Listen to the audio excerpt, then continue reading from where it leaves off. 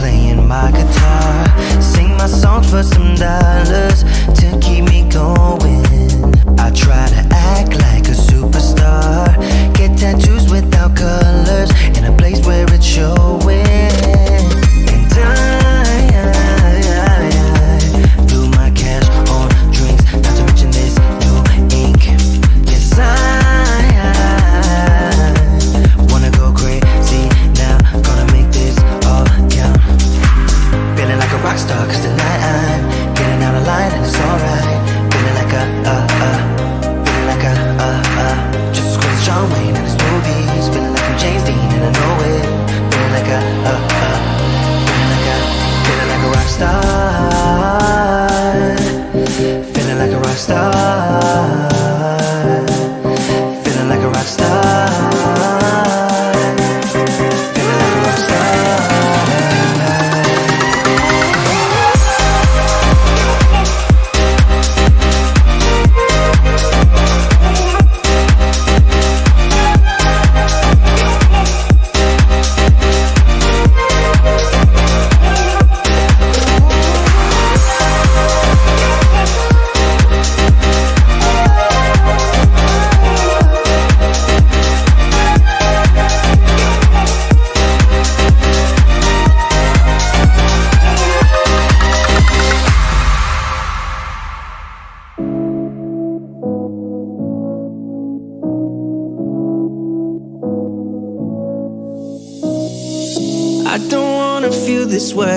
But it's not that easy. You're complicating things for me.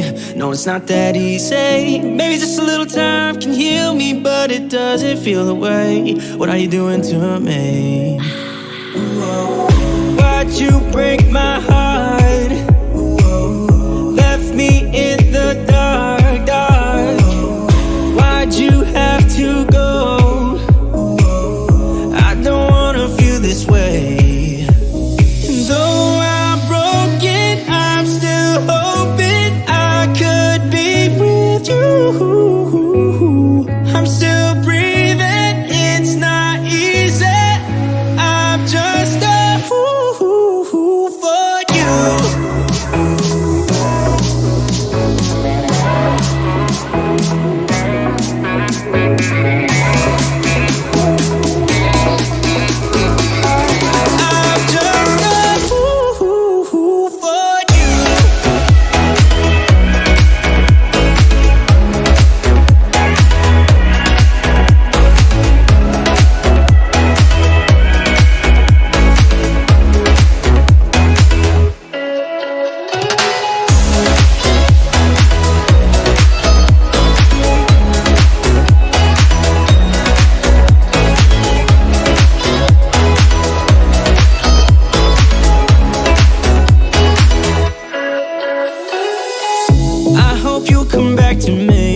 I'm just that stupid. Thought that we were meant to be. Yeah, I'm just that stupid. Maybe just a little time can make you change your mind about us. I thought that we were meant to be. Why'd you break my heart? Left me in the dark, dark. Why'd you have to go? I don't wanna feel this way.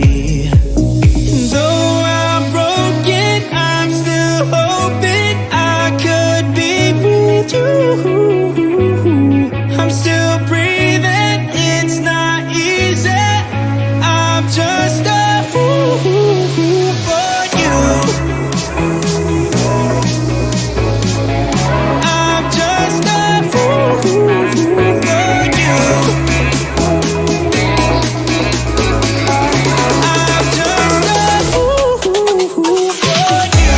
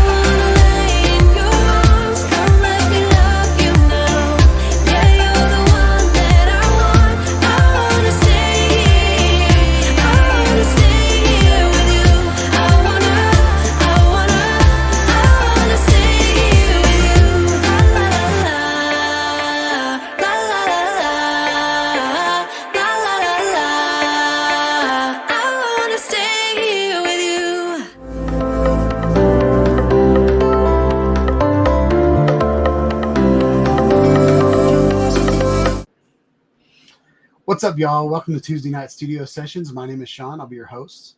Hope you're having a good week.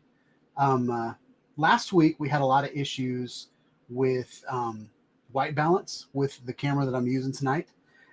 So I think I got all the kinks worked out. Last week,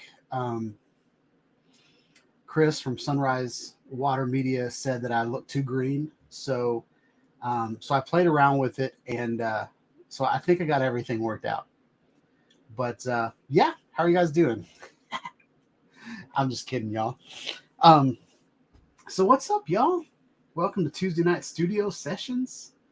I thought I would zoom in a little bit because I'm moving some things around in my office, and I'd zoomed in to this level during my meetings at work, and then I was like, you know what? I kind of like it zoomed in. So yeah, things are going pretty good. There's only 2 people in here. Man, I should have put the word DJI in the description, and then everybody would have showed up. But I want to address. Well, it looks like Charles, Steve, and Brent are in here. But yeah. So I want to go through here and just address some of the chats. So Steven Drones was here first. So that's pretty awesome. Then he talked about how retirement was so awesome. I'll tell you what, working from home compared to working at the office is a lot more fun for me. So I really like that.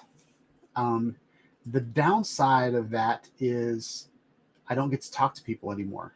So I used to be able to go to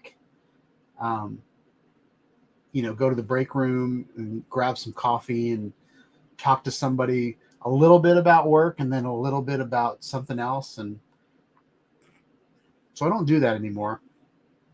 But I feel like retirement's going to be the same way, but I might get accustomed to the way, life is, like not being around people. So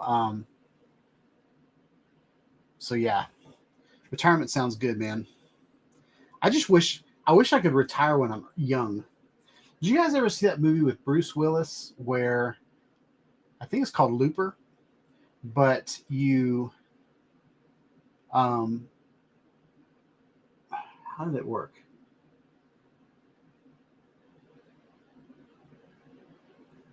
So I think anyway, it had a lot of killing in it, but essentially you work while you're old, and then you send your retirement money back to, you get to retire pretty quick. I don't remember exactly how that worked, but I wish I could retire while I was young, so I could actually have fun doing things, doing exciting things as opposed to just looking at things. I feel like my joints are falling apart and all that. But so Eat More Possum said he worked from home today because of a snow day. And apparently they're wimpy where he lives compared to Connecticut.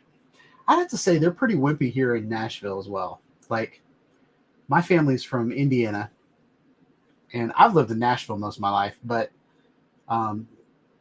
we always hear about how they never get out. They never have snow days at school and all that kind of stuff. And here there's like this joke of there's a snowflake and we cancel school for a week. And so I do feel like Nashville's pretty wimpy compared to other things. So Charles Gillespie's in the house. What's up? Welcome. Steve said working is a bad word.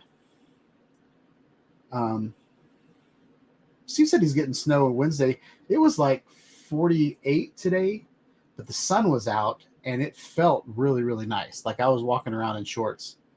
Not a lot of people in Nashville walk around in shorts in that type of weather, but I really, really enjoyed just kind of walking around in the sun. I took a nice walk.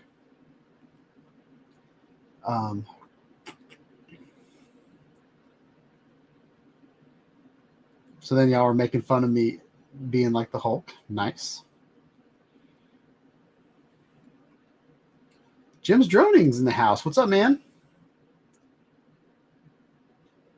He said hi to everybody else, but he didn't say hi to me. That's good. So I wanted to show you guys. JC Flying's in the house. What's up? I wanted to show you guys my rig that I'll be kind of playing around with over the next month or two.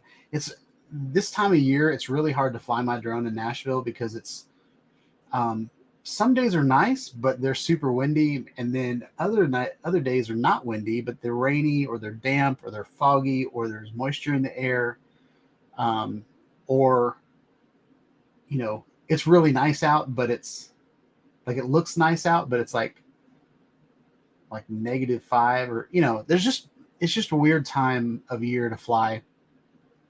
And I always made fun of this time of the year because my like DJI would always, actually most companies would push out their new products before Christmas so everybody could buy them for Christmas. And then I could only fly it a couple times. Like I would have to keep watching the weather just so I could fly it. And we're kind of in that area right now. Like there was frost on the ground this morning, and then it was sunny but windy this afternoon. Actually, let me fix something real quick. I'll be right back.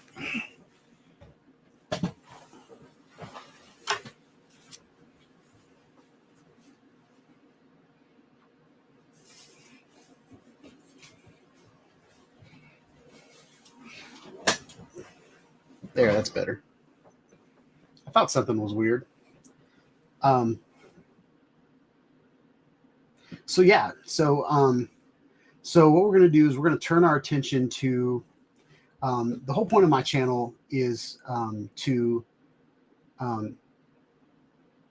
put cameras on things or shoot through the lens, or I'm really big on like, a lot of you watch me because I fly drones. Well, to me, that's a camera. Like, I don't really fly drones because I like to fly, or I like to, like, I've always had this fear that it's going to fall out of the sky. What I really, really like about flying drones is the video aspect. Same way with action cameras. I'm the guy that likes to put action cameras in places that most people don't. I don't do a lot of action, but I think they're great little cameras. I really get into regular cameras. Since I'm a creative person, I like to stretch myself and try to get, always improve what I'm doing and make better videos. So this next couple of months, we're going to talk about Blackmagic. I might throw a little Canon XC10 in there as well. But since it's that time where it's really hard to get out and fly, I don't want my YouTube channel just die in the water. So I have purchased 3 Blackmagic cameras in the last month. I've sold sunglasses, some Oakleys. I've sold a whole bunch of things so that I could get some Blackmagic cameras. So you're looking at me on the Micro. The Micro is a dinky little camera, and I'm literally hanging it. Like, it weighs so little that I'm hanging it down. But it's a studio camera that you're supposed to mount somewhere, which that's what I did. And it is going to serve as my YouTube channel live stream webcam. It is when it came out, it was like an $1,800 camera or $1,600 camera. I looked at a lot of things today, but it was like pretty expensive camera. I got it for $500 because this guy tried to sell it for 2 months, and nobody knew what it was and nobody cared. So to give you guys that are Jim, I think you need a hobby. You're always in here causing trouble, man. That's pretty funny. But you totally threw me for a loop. You messed me up. So what was I talking about? So this camera is going to serve as my live stream so that I don't have to use up one of my better cameras to do it. It only shoots 1080. I did some filming with it today, but I haven't seen the files because the SD card kept stopping and starting. So I need to figure out what SD cards are acceptable for this camera. And I might just put my Ninja on top of it and record from there. But I also bought a Blackmagic 4K for $800. And so, like, that was a steal. And then I got the Blackmagic 6K. It's got a glitchy screen, but as far as filming, the camera works great. Just the screen's the only thing that's messed up. I bought an insurance plan on it, and I can't use the insurance plan for a month. And then I'm just going to file a claim and hope they fix the camera. And then I'll have a 1080, a 4K, and a 6K. And I was thinking about getting the 6K Pro because it has internal ND filters, and I might replace the 6K with that. I'm not sure. Or if the 6K is fixed, I might sell the 4K to get the 6K Pro. But that's kind of where I'm at there. And then I saw a really good deal on a XC10 from Sony, which might be my gimbal camera. I don't necessarily want this camera that's here, the studio camera, because it's very, very hard to change settings on it. There's no screen on the camera, and the menus are really, really cumbersome. There's like a menu button, a play button, and up and forward and backward, and getting through multiple menus without a touch screen is a little frustrating. But yeah, so that's kind of where the next month is going to go. I hope you guys don't leave and wait till I put up another drone video. I hope you guys hang out and, we can do that thing.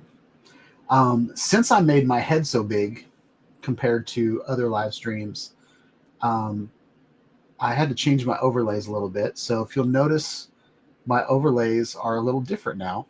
I've got all of my social medias are down there, right there.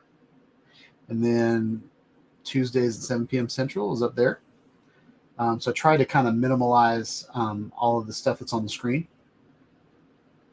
But I don't know how that's going to work out whenever I have a guest. So we'll see how that works out. It might shoot me in the butt. Maybe I should put Tuesdays at 7 p.m. Central over in the left corner. But we'll see what happens. So I want to show you guys. Let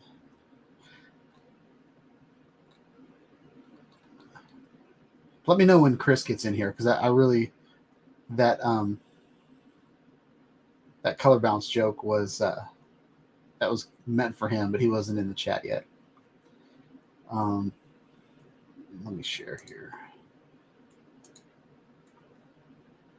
What's up, Chuck?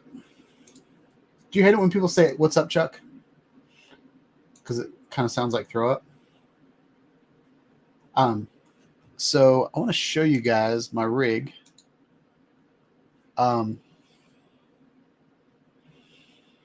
So this is what the Blackmagic Pocket 6K looks like.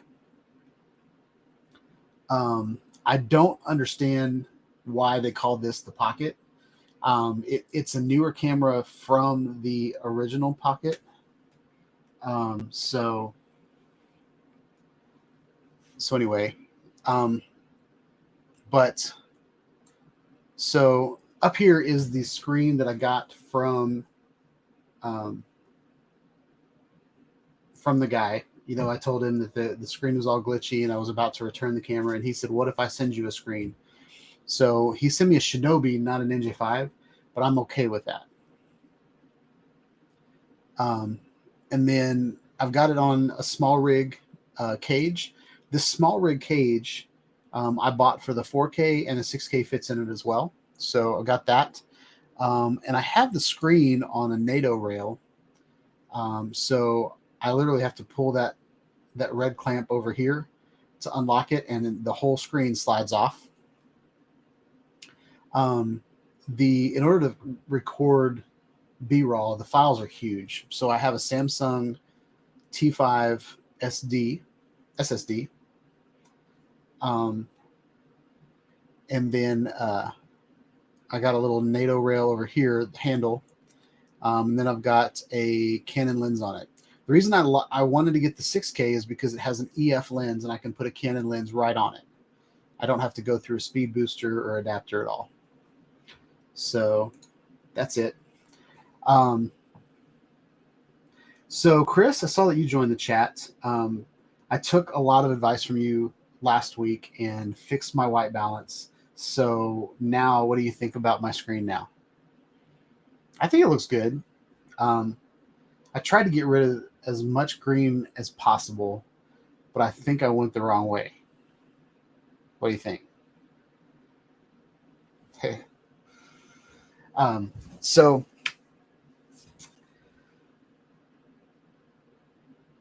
totally perfect for aliens. Nice. I like it. So the 6K, I've got the 6K. This is essentially what it looks like. This is the Pocket 4K. The difference is you've got this tiny micro four thirds sensor and mount on the 4K. And I have to use a Metabones adapter to fit my EF lens on it. And so there's a crazy crop factor because I didn't get a speed booster. I thought I was ordering a speed booster, but I really just ordered an active adapter. So I can control the autofocus from the camera on the lens and all that. This is what the menu looks like, this is what the screen looks like. So this is my Inception. So you've got your on-screen displays. I've got a little target in there. You can zoom in. And then this is what the menu system looks like. I tried to figure out how to get the menu system from the 6K on the live stream, but couldn't work that out. There, as you can see, the screen, there's glare all over the screen. So, from working today and then trying to get this stream ready tonight, didn't get that all worked out. But both of these cameras have the same button system. So you've got a 1/4-20 on top that you can add cage or mounting plate, top plate, and all that. You've got strap. Then you've got these 3 buttons, function buttons, 1 dot, 2 dot, and 3 dots. So works out in any language. Then you've got like ISO, shutter, stuff like that. And then you've got a record button and a camera button, or like a photo button. The video and photo, the photos aren't that great. It doesn't take good photos. What I like about this camera, it's got stereo microphones. So it's got a microphone here and a microphone here. It's got an intake down here, and it's got fans up here. So it's not like a Sony where you have to worry that it's going to overheat. It doesn't have a 30-minute limit. I will never buy a camera that has a limit anymore. I think that's silly. If you can't figure out how to get airflow through your tiny little camera, then I don't want to deal with you. Other than action cameras, and like if it's really, really tiny, I'm only taking like 20-minute clips, I'm okay with that. But so that gives you kind of an idea of what we're looking at. I'm going to do like, walk around video. I'm planning on doing videos to show you the differences. My main purpose here is to do 4K and 6K comparisons, the pluses and the minuses of both cameras, how they're similar, how they're different, and then I'm going to try to get some great footage. My plan is to get really good with the 6K camera and get some killer footage for Project Decay. With the ability to shoot in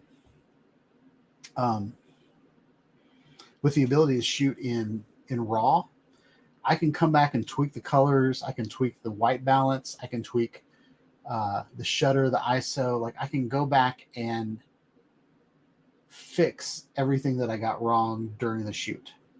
I had a conversation with JC this week about, he was telling me that he was a photographer for a while, and then all of the technology took the fun out of it. And so with this camera,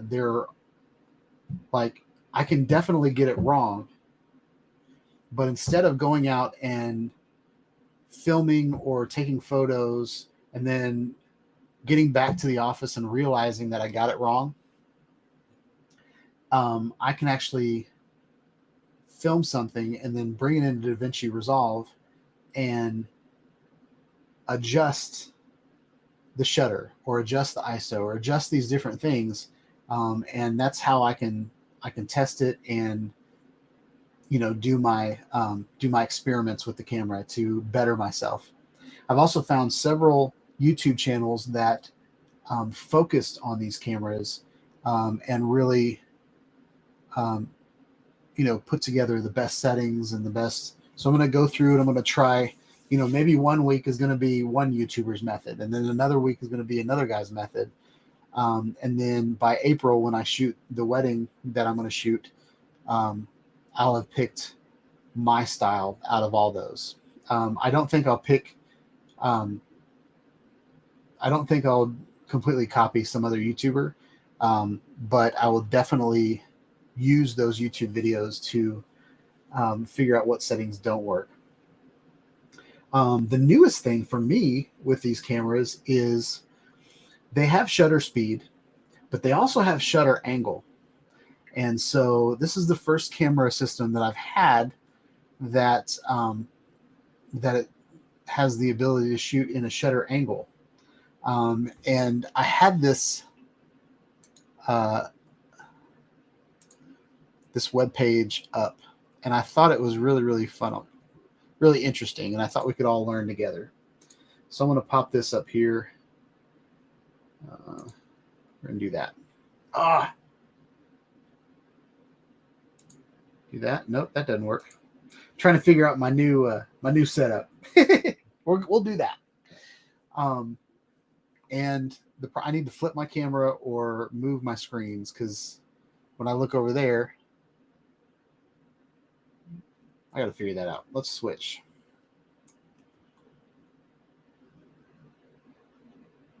No? Oh, yeah, that's right.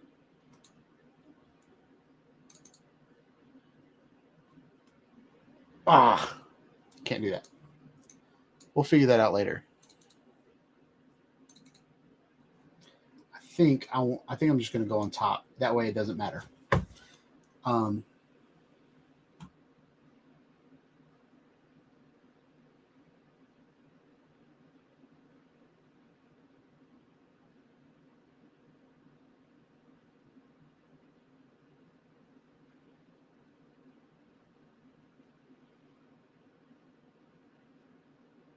Sorry, I was reading somebody else's. So the filmmaker term shutter angle is a reference to the basic function of film based on motion picture cameras. In order to explain what shutter angle is, let's first discuss the mechanics. Well, this is a big, long website.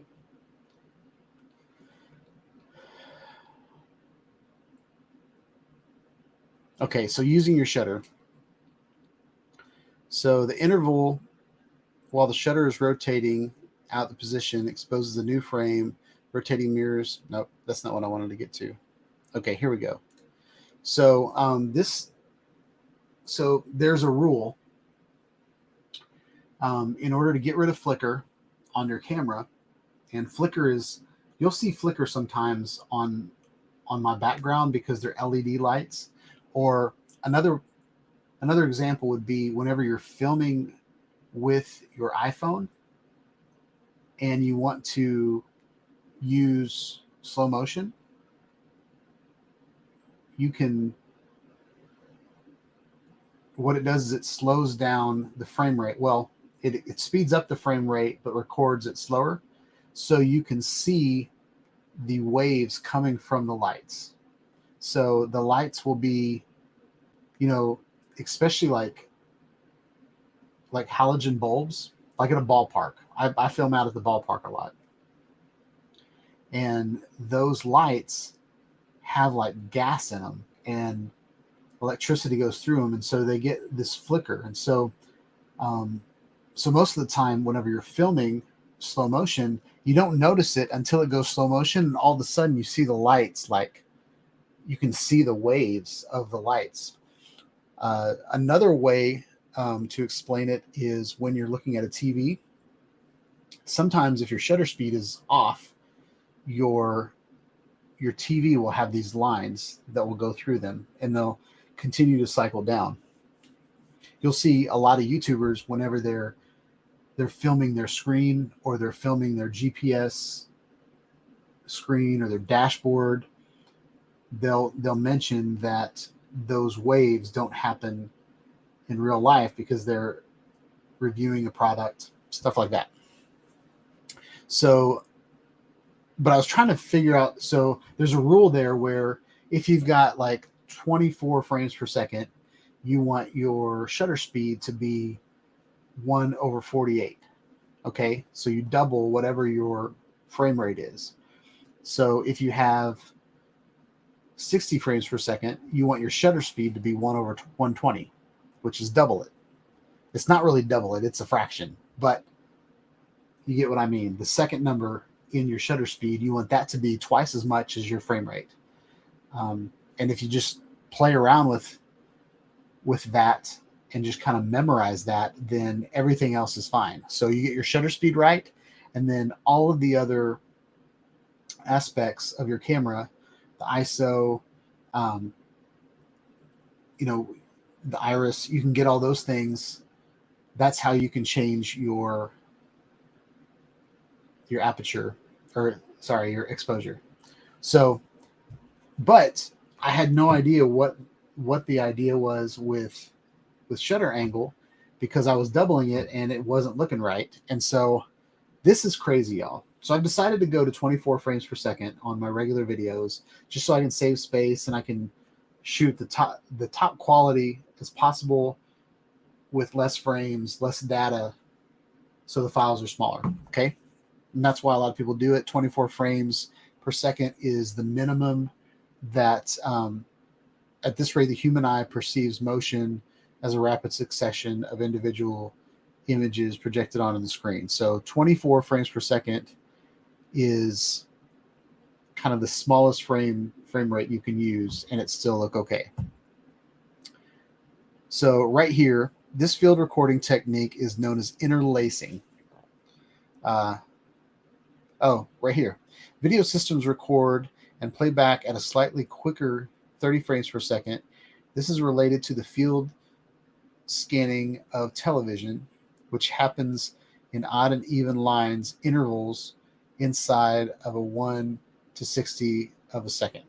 This is called interlacing. And in each circumstance, a shutter angle is associated with a given frame per second. At 24 frames per second, the standard shutter angle for film cameras is 172.8 degrees. So I set my Blackmagic cameras to that specific angle. The one up there, I had to set it to 180, which is as close as I could get. 30 frames per second shutter angle for video playback is 180 degrees. So that one up there is set to 180 degrees, and it's set to 30 frames per second because my live stream is 30 frames per second. Okay. So that was a lot of talking. So I missed a really good conversation in the chat while I was going through that. So Eat More Possum asked, what kind of cameras do y'all use at work? Sunrise Water Media. And if you guys don't know, Sunrise Water Media works with Kelly over at Ready Set Drones. And so he said we use Canon XF605, the R5, and the C70, which are awesome cameras. I want a C70 so bad. I really do. I want the R5C, which is the cinema version of the R5, with the VR 180 lens, but that setup right there alone is like, I don't know, like $6,000 or something like that. That lens, I think, is $1,500 by itself. So, I'll have to wait 5 years before, and wait till it goes on sale to do some VR 180 again. And then Jim said he's got the T7i. I have a T something. I think I have a T5, Canon T5. And then Chris said, super nice cameras. Kelly recently moved over to these over the last couple of years. Previously, he was mostly on a Canon 5D, and I think a Panasonic GH5, and also a Sony Z version 1. I think the Panasonic G5 takes wonderful video. I had a GH4 or no, it was a GH4, I think, and it did really well. I just didn't like the autofocus, and it's kind of funny that I'm complaining about autofocus now because I bought 3 cameras that can't autofocus like continuously. So I've come a long way. But that was my biggest gripe back then, and I was like, if I want to do YouTube channels by myself, I don't have a cameraman. I need a camera that can do everything for me. I can just hit record and I'll look good in it.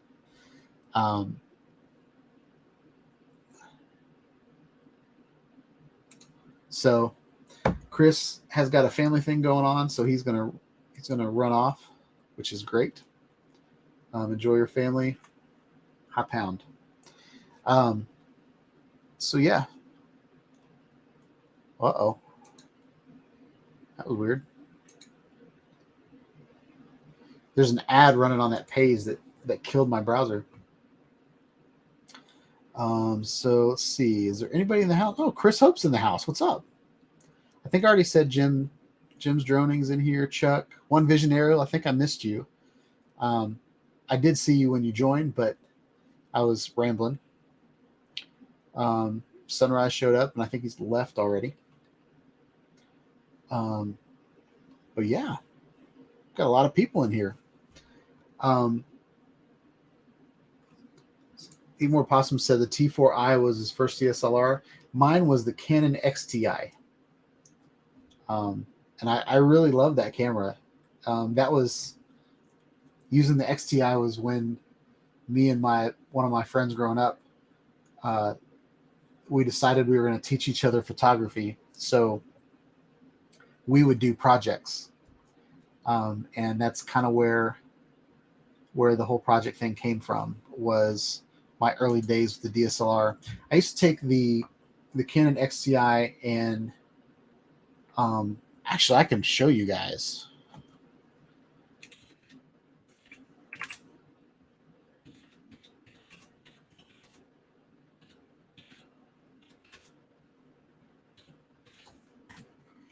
I wonder if it'll show up.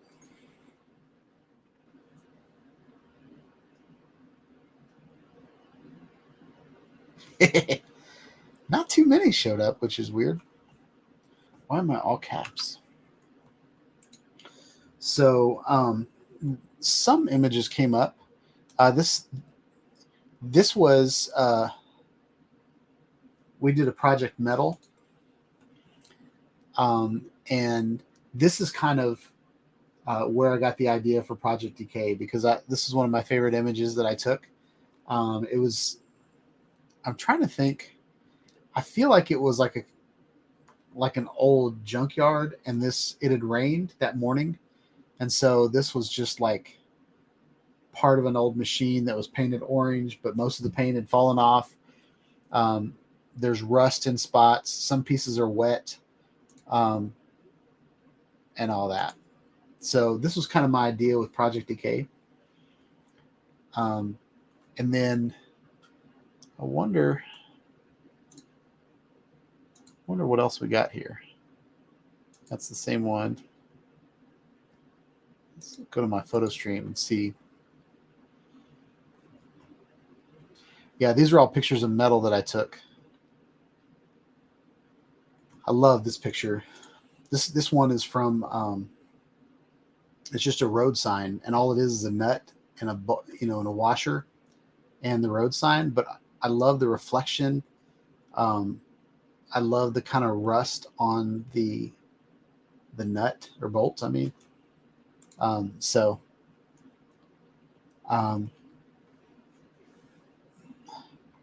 here's my wife's eyeball, and I am in there. You can't see it very well here, but if you got to see this in full resolution, like I'm in there taking the picture in her eye. That's my eye.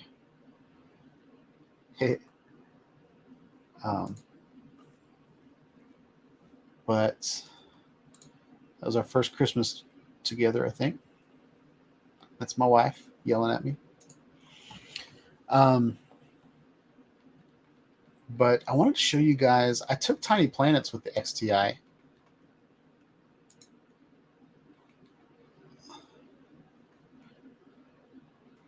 This is another favorite picture that I took with the XTI. I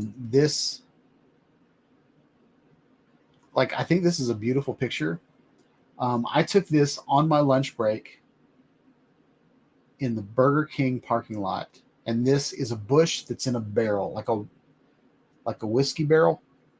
And it's just a bush. And I had a macro zoom lens, and I decided I was going to zoom in on it. And like the depth of field is so crazy that I focused in on this drop right here.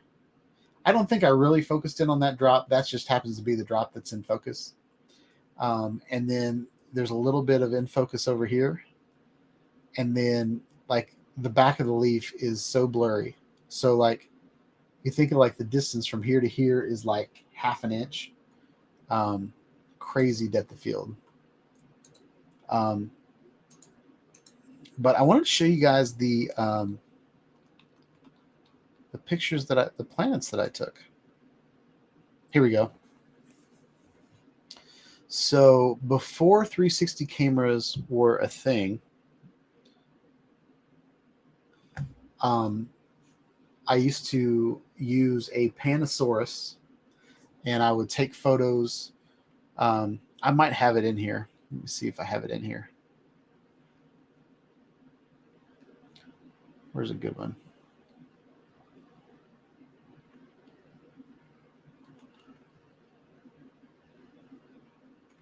I wonder if I said in the description. Okay.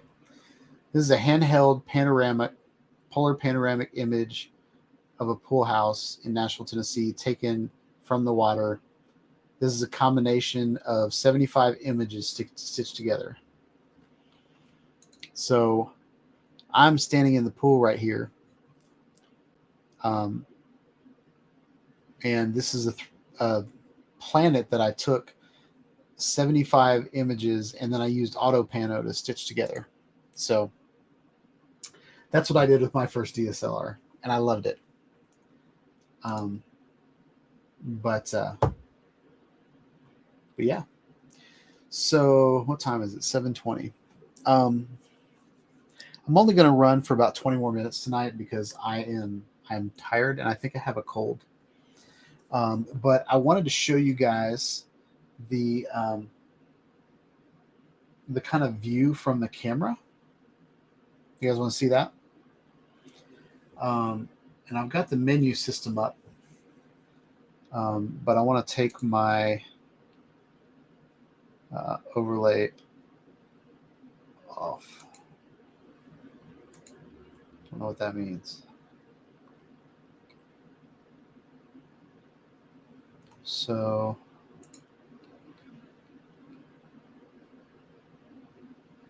I don't know how to turn the overlays off.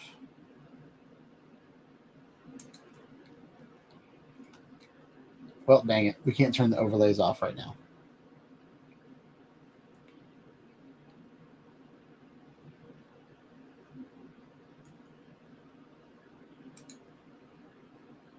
That's the best that I can do. Those little squiggly things. Those aren't part of the camera. But so Brant, what's up, man? You've been lurking? I forgot your name already. Gary? Is that right? Greg? Gary? I don't know. It's hard to remember people's names when they show up as Brant every week. Gary. Got it. So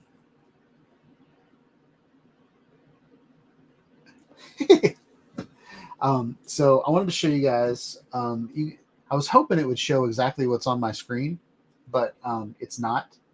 But as you can see, I'm going to go out of focus. Ooh, I'm going to zoom in. Let's see how close we can get to this guy. All right. Now we're going to focus on that. My dusty FPV. Dang, you can read the Sunny Life on the top. Man, that's dusty. Let me fix that. I'll just take it off. Well, I don't want to take it off.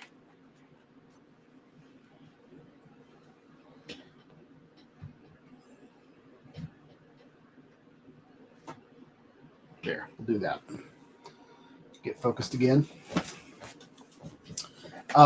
So just to give you an idea of what's on the screen, I wonder if I can do P&P. Let me see.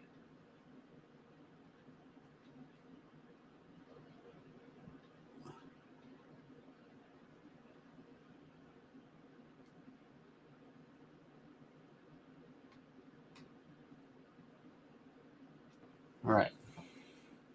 So to give you guys kind of an idea of what's on the screen,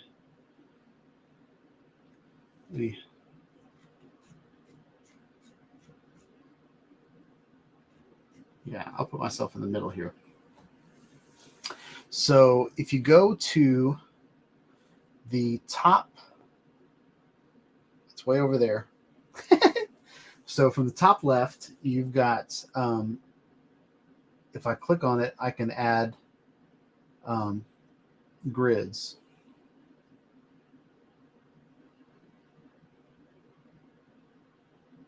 And that didn't come through.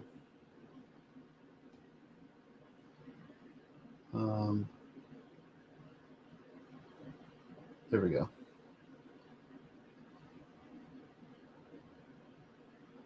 It's not coming through.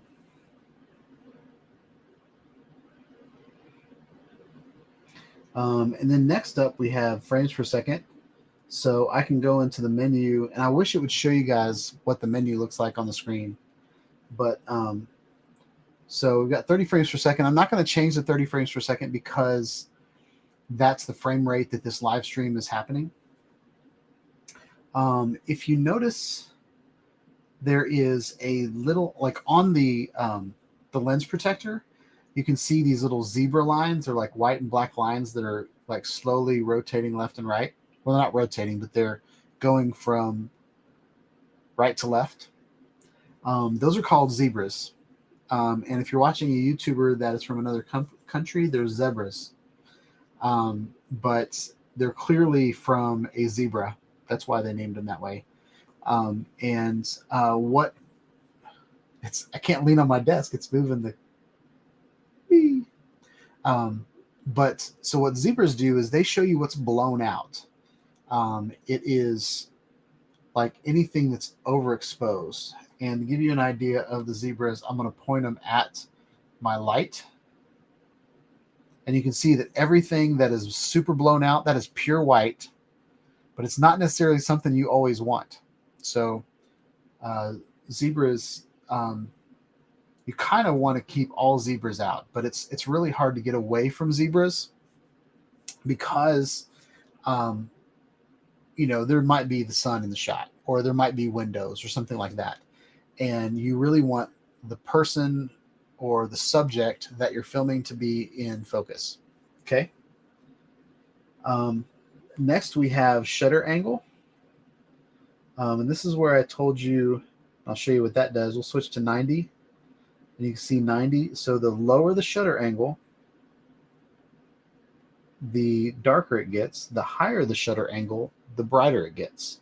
So this is where you adjust your exposure. And like we read in that article, 180-degree shutter speed is what you need for 30 frames per second. Okay. Next we have iris, and I'll show you what this does. So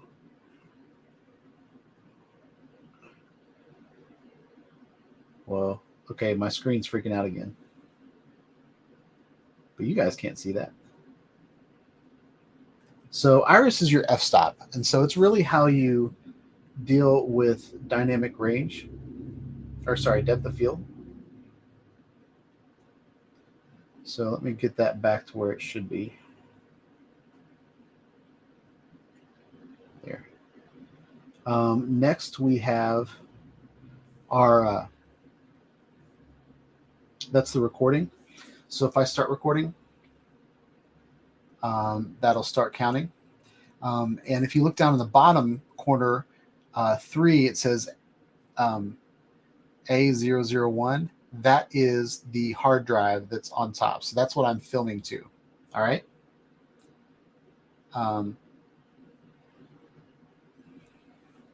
Next, we have ISO.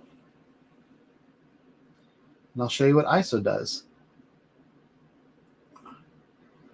If you guys remember back in the day when you would get like 200 film or 400 film or 800 film, that is where this number comes from. Okay. So in ISO, I'm going to change the ISO and you guys can see what happens. It goes crazy. Now, this is an ISO of 25,600. And I'm going to look up right now what the native ISO is for the Blackmagic camera, 6K.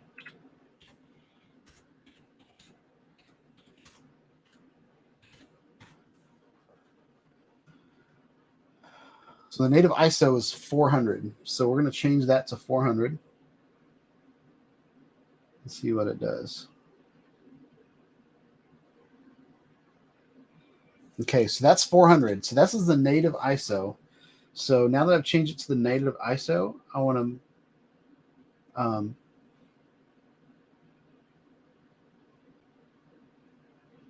to bump my iris up a little bit. Okay, f2.8 is as far as I can go. So so the native ISO is 400. So I'm going to bump it up a little bit. I'm going to go, see, that's that glitchy screen. It's driving me nuts. Once you get these things set though, like they're good. All right. And then next we have white balance. So we talked a lot about white balance last week. There's a 4,000 Kelvin is what the white balance is right now. And I'll show you what they do when I get in here. So if you go to white balance, Now I have different little icons, and one is like fluorescent lights, one is for outside light, one is for like a cloudy day, little things like that. So you can, there's presets, and I usually hit the preset because the preset usually gets me on the money. But if, notice how that got brown, very warm. So the higher the Kelvin, the warmer it gets. The lower, the cooler it gets. So it's a nice blue. So we're going to go in here and we're going to hit that. This is a shade, which looks pretty good. This is a cloudy day, which is not what we're in. And this is auto white balance. I'm curious as to what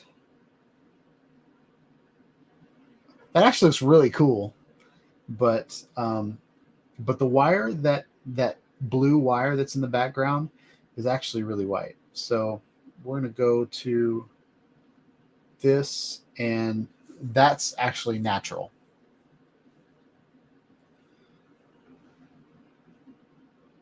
Oh my gosh, what's up, Steven? So Steven asks, I think I missed it, came in late. What camera is this? So this is this guy. So this is the Blackmagic Pocket 6K is what we're looking at right now. We're looking at kind of the monitor feed. And I missed some people that came in. Night Train's in the house.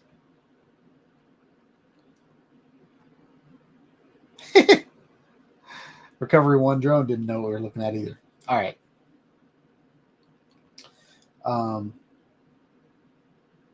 So here we go.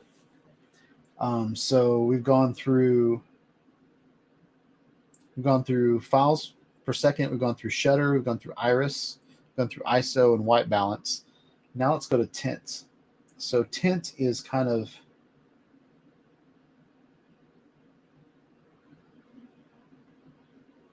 sorry, it's freaking out. I think it has to do with how hot the camera is.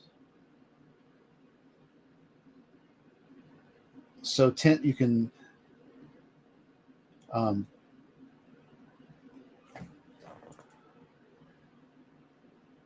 this is making me crazy.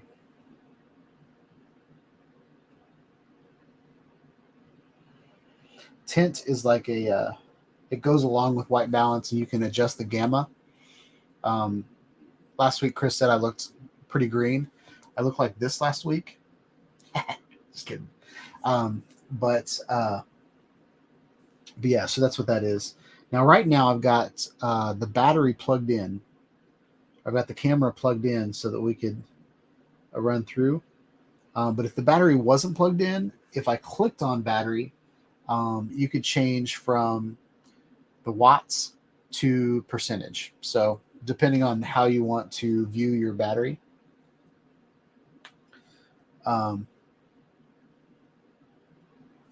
So Stephen, I do not have the G2 version. This is the original version, and I probably won't get the G2 version. I'll probably go straight to the 6K Pro, because I think the 6K and the 6K Pro are so similar that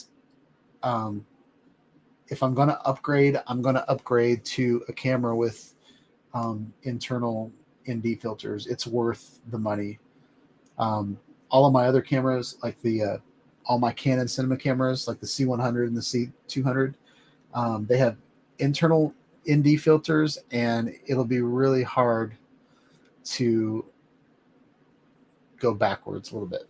So there we go. But one of the benefits of these cameras is they're so functional and so good at what they do, and they're cheap compared to some of the other cameras that are in the market. So, and you can still buy these cameras, so they're relevant.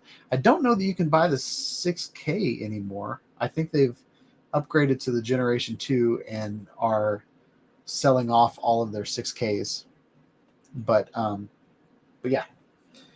So that's where we're at. Doesn't mean this camera is a waste, though. Now in the bottom left corner, there is a waveform, but my nameplate is covering that. So we won't talk about waveforms tonight, but it's a really good way to see where your reds, your blues, your greens are. And you can really use it to keep all of your colors and your exposures within like a bracket. As long as you keep everything in that bracket, you can still use the footage. Next is a red dot, which is a record button. I can start recording from the screen. And then to the right of that are all of my storage sources. So with the Pocket 6K, the 4K, pretty sure the G2 and the 6K Pro all can record to an SD card, not a mini SD or a micro SD, but a full-on SD card. And then they can also record to a CFast card, which I don't have examples of either one of those, but maybe I do have a CFast card. Oh no!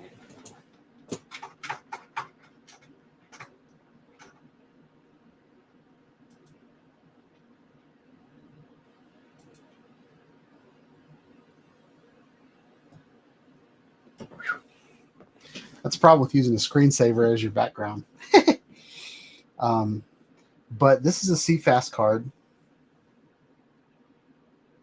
And it's pretty big. But these CFast cards can record extremely fast. So when you're recording 6K video in RAW, and it's really hard to explain what RAW means. But if you think about all your video cameras do is they take a picture, and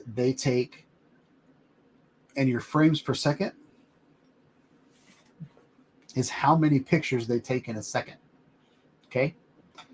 And your video cameras are constantly taking pictures at a rate of 30 frames per second, or 24 frames per second, or 120 frames per second. 6K is your resolution, and it's a really, really big resolution.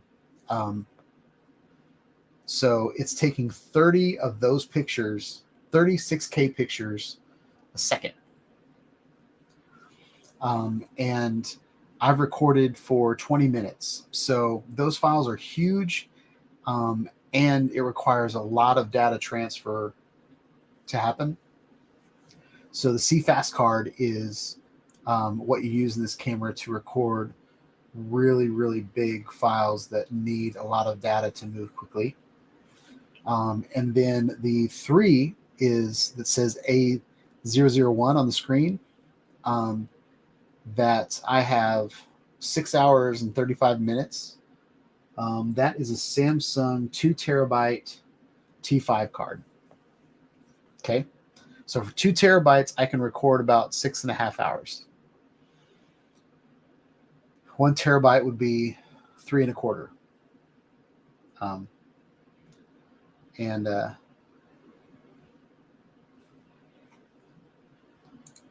So Jim said, a RAW file is essentially a digital negative. A RAW file is unprocessed, but it also contains more data than the traditional JPEG. That's a great statement. So you see a lot of videos where people use DaVinci Resolve to edit video, but editing video is a tiny part of that application. The biggest part of that application is color grading. So all of the settings on this camera that I just told you about, ISO, shutter, white balance, exposure, all of that stuff, on a cheaper camera, if you don't know what you're doing, it's better to set everything to auto and see what your camera does by itself.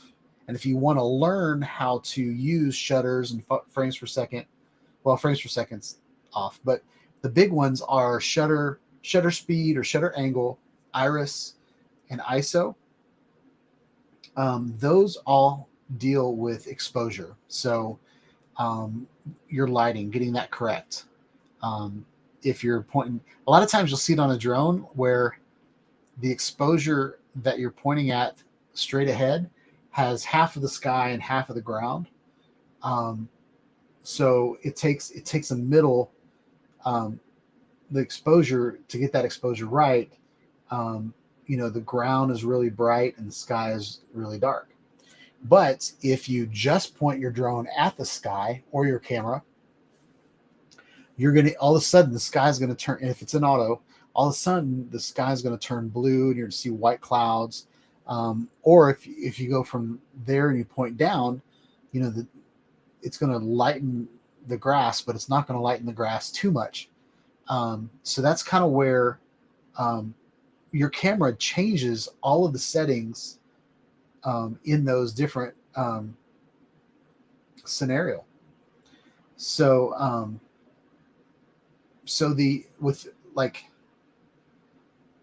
I've lost my train of thought. I just read a comment. But with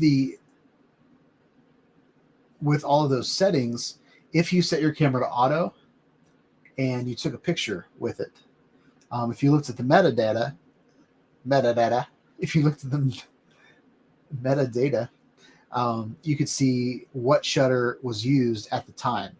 And so your camera, if you set your camera to auto, it's constantly changing all these different numbers to using AI to kind of figure out what's the best combination to make that scene look good.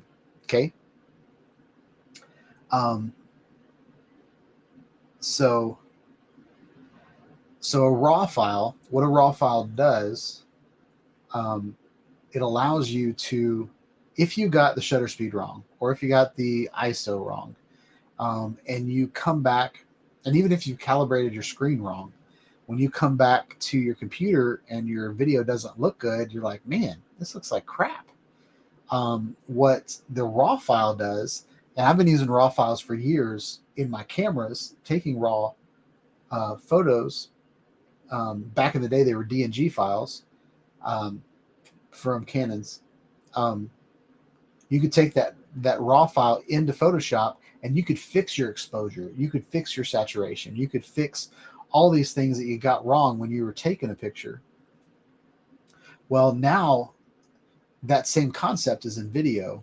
Blackmagic has been doing raw video for a while. Not sure when the other companies caught up, but my first raw video camera was the Blackmagic Pocket, which was the very first pocket camera from Blackmagic.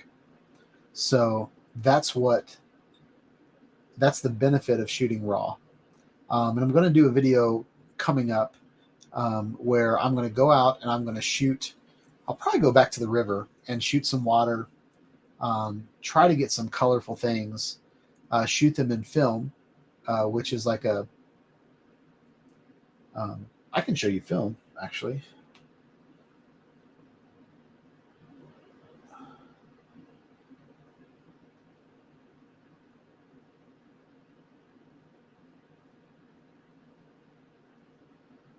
Okay, so this is an example of film, and what film does is it's similar to Cinelog or different log files that you would use on your regular cameras or your drones.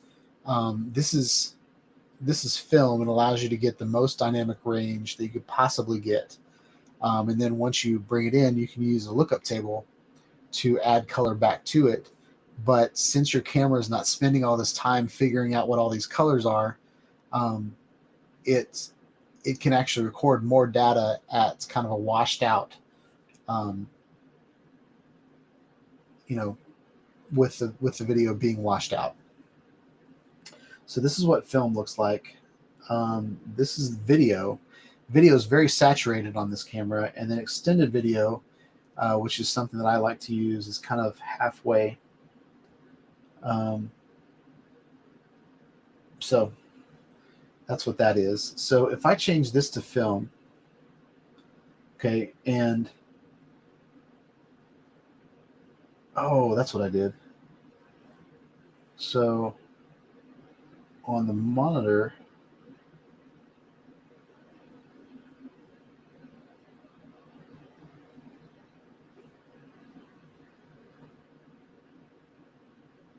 sorry. So I've got display 3D LUT. So this is actually what film looks like on the camera. I'm going to go ahead and take zebras off.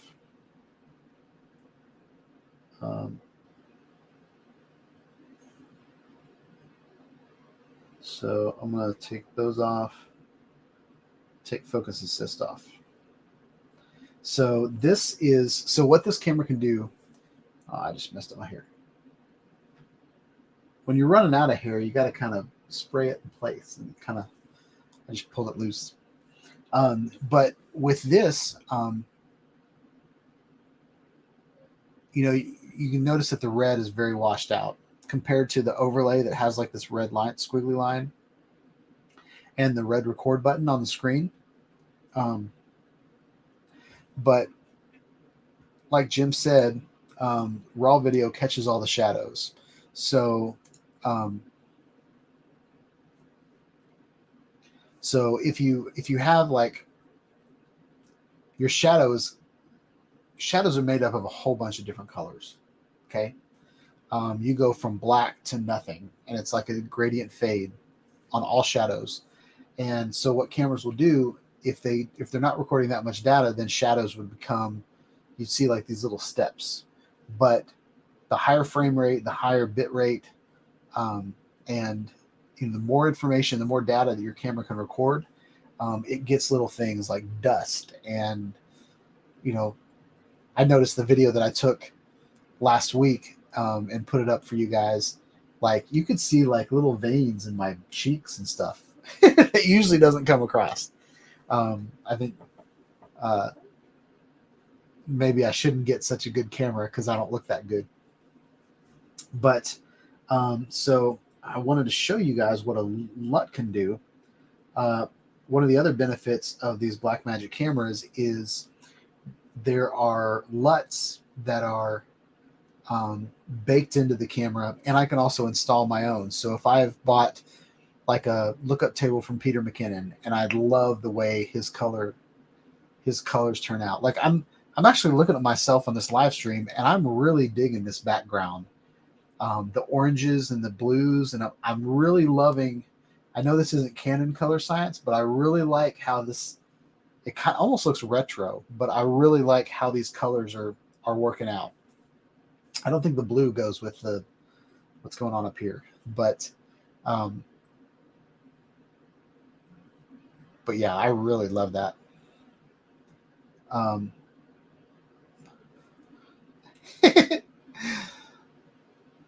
So Night Train knows a good makeup artist. Nice.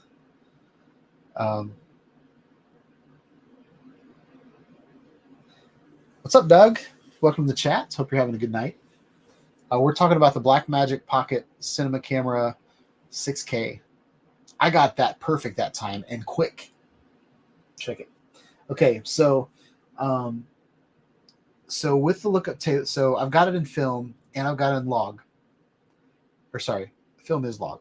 I've got it in Blackmagic Film, which takes all the color out, and then I can apply a lookup table to it. So I'm going to switch to Gen 5 film to extended video. So now we're going to go over to the monitor, and we're going to turn the lookup table on. So you can see that's what that lookup table looks like. The grays are super gray, and it took a lot of the blue out of the shot.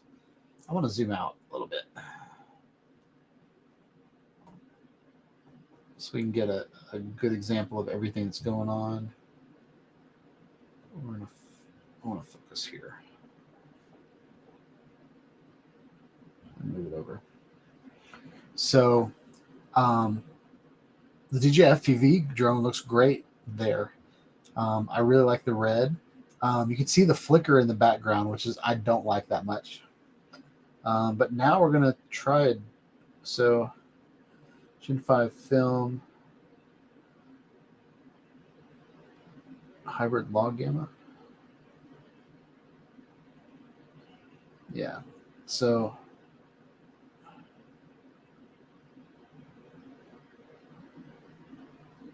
sorry. Now I'm going to switch to Gen 5. See what this one looks like. So this one is rec with a PQ gamma. I'm really loving this one.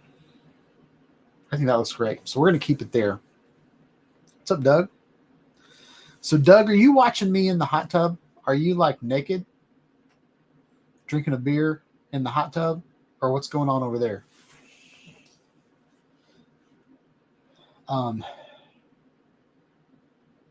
So yeah, so I just kind of wanted to show you guys on-screen display of what is on this camera.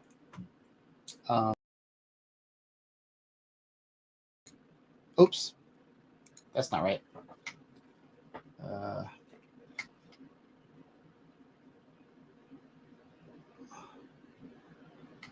There we are.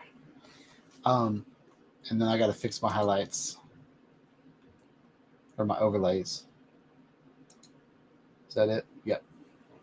So yeah. Overall, I'm really excited about these cameras. I think the quality of video on my channel is going to improve by using them. They just take a little bit of a learning curve. Okay. And I've gotten to a point where I think the DJI Avata and the DJI FPV drone excited me because they were fresh and something new that I could actually do, as opposed to traditional FPV flying. But you know, just doing drones, like every time a drone comes out, they don't really excite me anymore. And I know that, I don't know, that might not sound good as a good thing to say as a content creator that tells people about drones. But you know, I feel like I watched a video from Ben Claremont this week about the best 360 cameras in 2023, and I was like, that's not any different than the best 360 cameras in 2022. Like, it's not much different at all. And so a lot of these companies aren't, you know, the innovation hasn't happened much.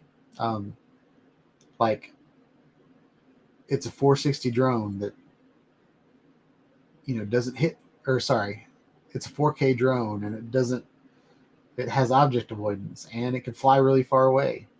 And then the FAA like puts all these restrictions. Well, you're not supposed to fly very far away, and you have to, you know, pretty soon you have to submit your remote ID. And like, drones are cool, but they just haven't changed much in the last couple of years. So I'm looking forward to watching other people's videos on some of the FPV quads. I think FPV quads are actually going a lot farther than consumer drones, just because of the different designs and the different innovations.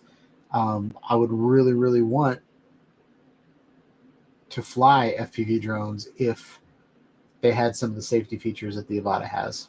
And I'm not being a pansy, I'm not being a prissy. I just don't want my investment to go crashing into the ground or crashing into a building. I saw their iFlight has a new drone out that looks like the Avata, but as far as the I don't know, it just doesn't, like, when they start putting GPS in quads and, you know, they can at least return to home or be able to hover. That's when I think that market will explode, because the Avata, I think, changed things. Well, the DJI FPV drone changed things, but I believe the Avata got it right. And yeah, the Defender 25. I think that drone looks really cool. I would love to fly it, but I would just crash it and it would break, I think, because I don't know what I'm doing. But I really, there's a company, I showed it. I don't know if I can show this video on here or not.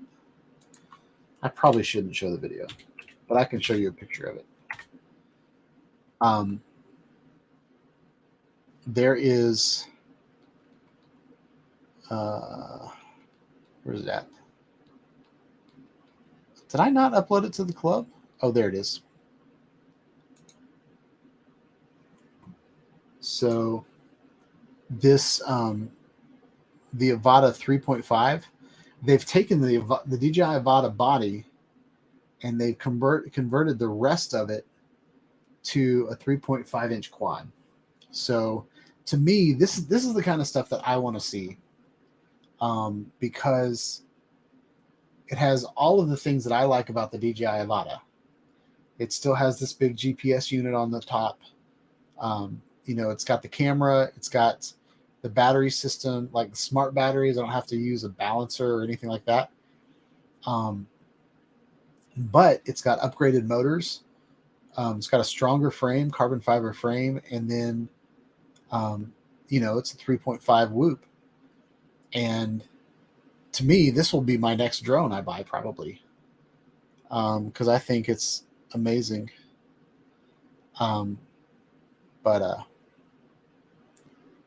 So yeah, I think that's about all I got for tonight. Well, that's the wrong thing. I'll hide that one.